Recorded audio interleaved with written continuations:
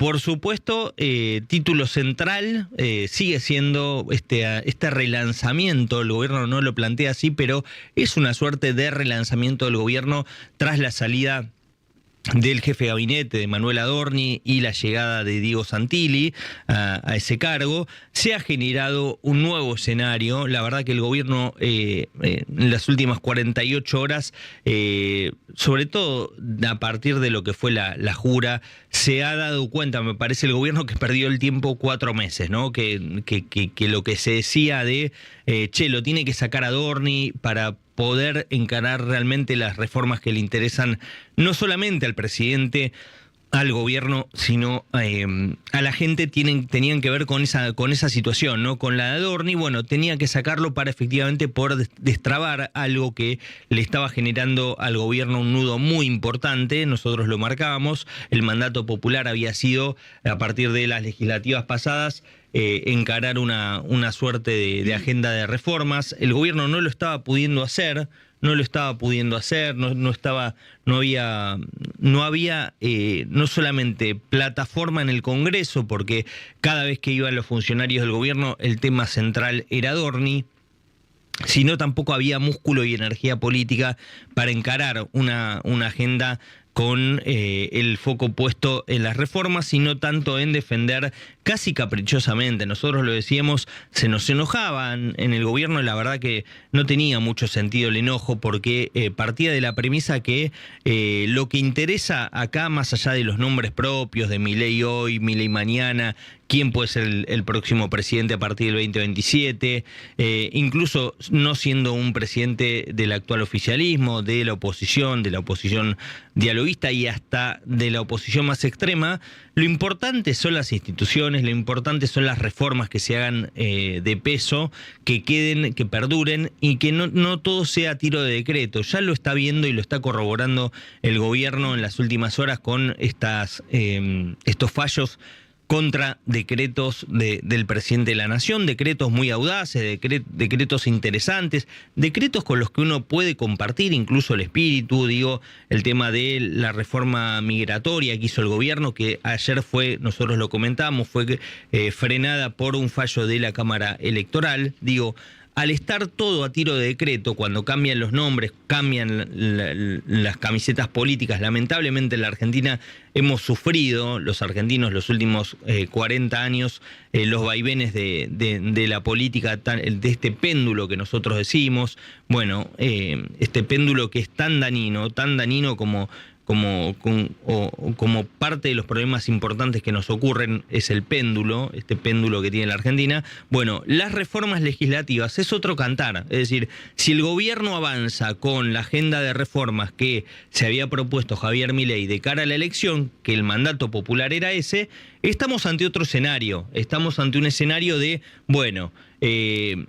lo que figura en las encuestas de las que tanto despotrica el presidente de la Nación, al fin y al cabo no terminan siendo tan relevantes en el día a día, porque hay instituciones, hay leyes, hay instancias que le dan certidumbre no solamente a los inversores, sino a los argentinos, al argentino que va y pone el voto, el argentino que cree en un camino, que cree en un estilo, que cree en una batalla diaria, que es salir y esforzarse, salir y estudiar, salir y trabajar, salir e invertir. Básicamente eso. Yo cuando hablo de inversores, al menos yo no hablo solamente del gran inversor que puede traer fondos gruesos a la Argentina, sino el pequeño inversor, el que tiene para poner un pequeño negocito en la Argentina, que dice, a ver cuándo me llega a mí, cuándo me llega la baja de impuestos, cuándo me llega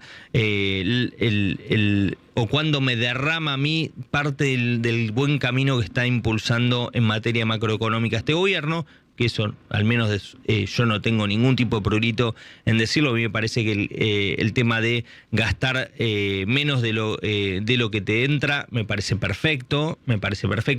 Solo personas como Adorni tienen la fortuna de poder gastar más de lo que cobran. Vos seguramente en tu casa haces lo mismo, no gastás más de lo que tenés, y eso es muy importante. El equilibrio fiscal, el déficit cero, terminar con la maquinaria maquinita de imprimir para no propiciar la inflación. No digo que sea el único factor, pero es un factor muy importante la emisión en el tema de la inflación. Bueno, al menos en ese rumbo yo estoy de acuerdo, nunca lo oculté, no lo oculto y no me da ningún prurito porque el listado de cuestionamientos que tengo siempre para este gobierno es muy amplio, con lo cual no tengo la culpa de decir esto a mí me parece bien. Creo que el gobierno se puede enfocar ahora finalmente en esa agenda de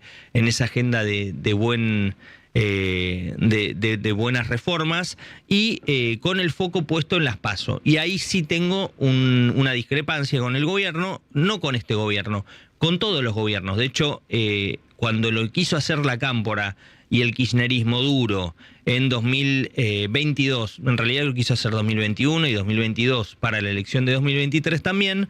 En 2021 las postergó, en 2022 lo que hizo fue intentar derogarlas.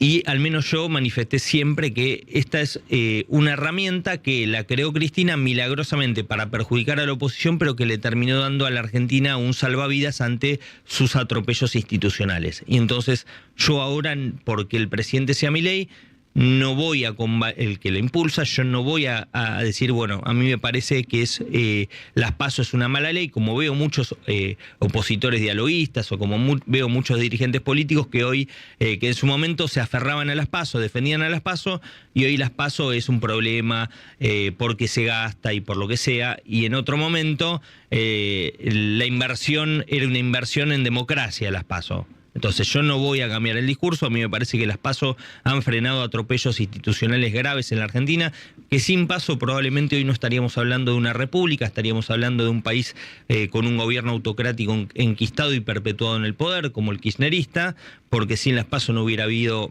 Mauricio Macri 2015, no hubiera habido sin las PASO en 2019 una instancia de revisión del voto entre las PASO y las primeras vueltas y la mayoría del kirchnerismo en el Congreso con Alberto Fernández hubiera sido abrumadora y hoy estaríamos hablando de una corte de 31 o 32 miembros como quiere el kirchnerismo. Ayer lo escuchaba Agustín Rossi proponer una ampliación de corte fenomenal. La verdad, si esa hubiera sido la composición del Congreso con el resultado de las PASO 2019, estaríamos hablando de una catástrofe en materia legislativa, porque se hubiera llegado puesto todo, como la peor de las escribanías hubieran hecho.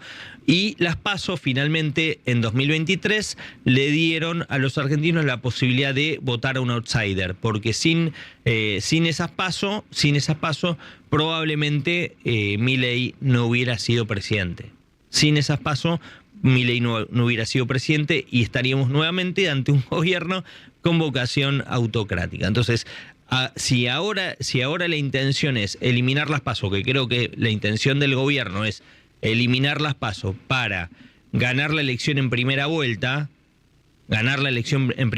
y evitar un balotaje que pueda complicar a Milei, bueno, yo no estoy de acuerdo con eso. Si el gobierno lo quiere hacer, que lo haga y que la oposición se haga cargo de apoyar una ley, la derogación de una ley que fue buena para la salud de la democracia en la Argentina. Me parece absolutamente negativo que encima se haga pensando en la próxima elección. Es decir, si se quiere hacer una reforma sana de verdad, tiene que apuntar a se reforma a partir de 2029, 2031, no a partir de la instancia siguiente, porque si no caemos en la misma del kirchnerismo, que la quería con una mirada muy cortoplacista. Y no me vengan con los recursos porque, bueno, hay plata para un montón de cosas y no quiero empezar a detallar qué estoy de acuerdo y qué no en materia presupuestaria porque no los quiero aburrir. Pero bueno, sí hay una reforma muy interesante, así como te digo que la reforma de las PASO no me parecen bien para este momento de la Argentina. La reforma del Banco Central, de la Carta Orgánica, para darle autonomía al Banco Central es un pedido y un reclamo de sectores republicanos de hace mucho tiempo. Yo lo veo muy bien porque, pase lo que pase, si vos tenés un presidente del Banco Central con autonomía de la política, con independencia, con ideas, obviamente, el presidente del Banco Central tiene ideas propias, o tiene ideas que defiende, que puede entender, con una visión que probablemente puede defender, es una garantía de que no se va a bueno, si gana fulano, gana Mengano, gana el kirchnerismo, gana la Cámpora, no van a poder salir a emitir como locos. Y la verdad que eso es una gran noticia. Esos son los dos ejes centrales. Me parece que la reforma del Banco Central es no urgente, recontra urgente, así que el gobierno tiene que ponerse a dar vuelta a la página rápido. Vieron que no era que si caía Adorni iban contra Milei, contra Karina Milei. Vieron que ese verso que le vendió probablemente Adorni no se cumple porque no era cierto. Vieron que nadie quería atentar con un golpe de Estado contra el gobierno nacional. Vieron eso. Ocurrió, se fue Adorni y no pasa nada. No pasa nada.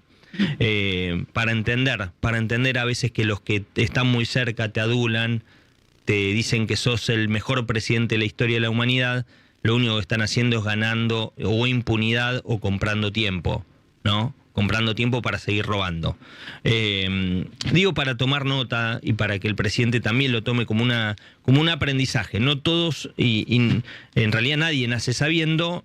El presidente políticamente ha hecho un camino muy virtuoso en los últimos 5 años, que fue básicamente cuando dio su salto a la política, pero a veces la gente te miente, y los que te quieren incluso te mienten. Incluso los que te quieren te pueden mentir. Por temor, andás a ver los temores de Adorni, andás a ver muchas cosas. Creo que la que primero se dio cuenta de esto fue Karina Milei, en buena hora. Que Karina Milei se haya dado cuenta y que haya sido clave, me parece, para sacar a Manuel Adorni, porque si no hubiéramos seguido hablando así indefinidamente, y la verdad que era una verdadera catástrofe. Bueno, título central también de este día, hay muchas cosas para hablar, pero el pedido de informes. ¿Se acuerdan que el otro día les dije, hay un pliego, además de la cuñada de Alconada Amón, que no salió todavía en el boletín oficial la designación, que es la de Verónica Micheli, la cuñada de Alconada Amón? Vieron que ese pliego no lo firmó el presidente. Otro pliego que no firmó es el de Ana Cristina Juan, que es la esposa de el juez Martínez de Giorgi, Marcelo Martínez de Giorgi. Y yo dije, atención con esto. ¿Qué están esperando? ¿Que salga un fallo favorable de Libra?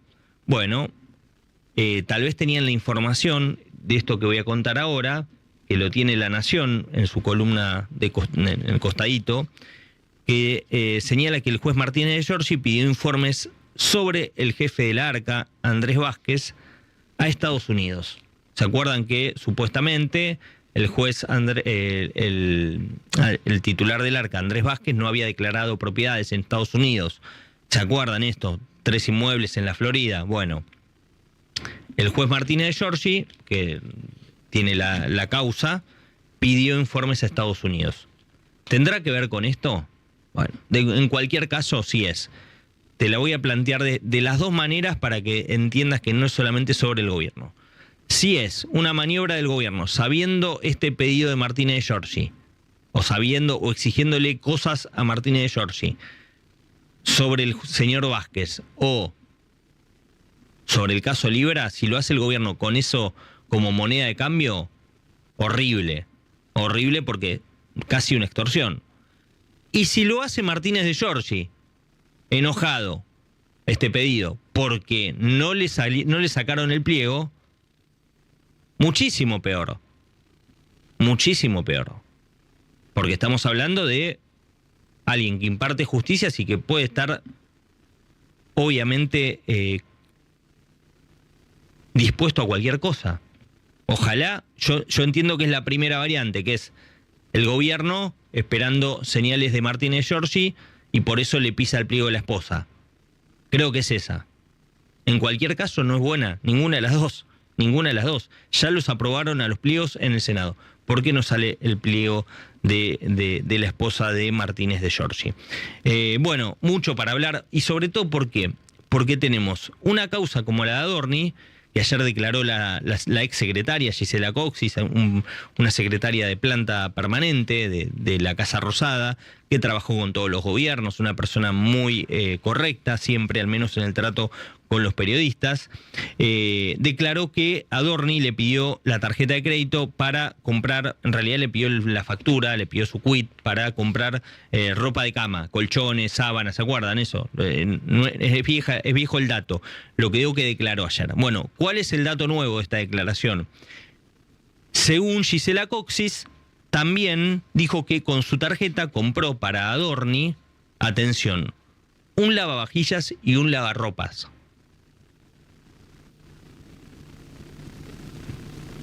Y que le prestó el plástico para que usara para comprar otras cosas, casi a disposición. ¿Se dan cuenta de lo que estuvimos hablando 4 meses? Yo no sé si después Adorni va a poder explicar de dónde sacó las 500 lucas verdes, de si los bitcoins, las criptos eran ciertas, no ciertas. Yo no sé, no soy juez, no puedo impartir justicia, no puedo decir que es culpable, tampoco que es inocente. Ahora, un jefe de gabinete que le pedía a sus empleados, y me dicen que no son los únicos los nombres que trascendieron hasta ahora, que hay muchísimos más. Un jefe de gabinete que le pedía, que casi que absorbía las tarjetas de crédito de sus empleados, un impresentable. 4 meses debatiendo la continuidad de este impresentable.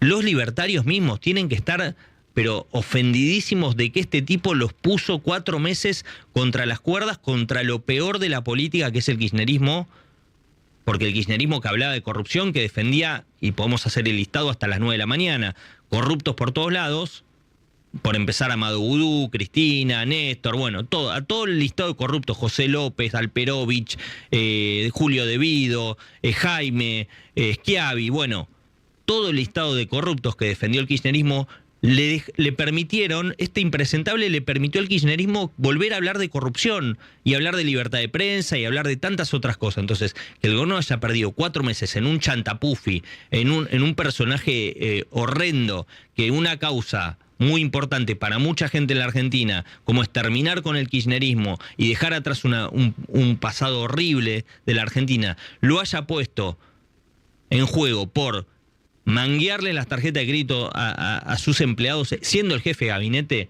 la verdad, eso tendría que ofender más. Miren, tendría que estar más ofendido el presidente con Adorni, en vez de darle tanto abrazo, que los periodistas que investigaron, o que fuimos contándolo. La verdad que los detalles que trascienden son impresionantes. Bueno, ayer renunció todo el equipo, renunció Adorni, renunció a YPF también, a su cargo en el directorio de YPF, que tenía un sueldo de 80 millones de pesos, más o menos plata era eso. Él no estaba cobrando esa plata, si no le hubiera sido muy fácil explicar su patrimonio, no la estaba cobrando. Porque se decía una persona muy austera y vivía con lo de jefatura de gabinete. Bueno, renunció a su cargo, renunció a Aimé Meme Vázquez, que era la jefa de gabinete de Manuel Adorni, se decía que podía llegar a seguir en algún lugar en el Estado, renunció, se fue. Hay ahí una intención del gobierno de sostener o de reincorporar a Javier Lanari, quien fuera secretario de Medios y trabajaba en el equipo de Adorni, aparentemente podría tener un lugar en el directorio del Banco Nación. Veremos eso cómo prospera, pero sí tengo entendido que eso está muy firme. Bueno, muchas cuestiones para hablar en este día.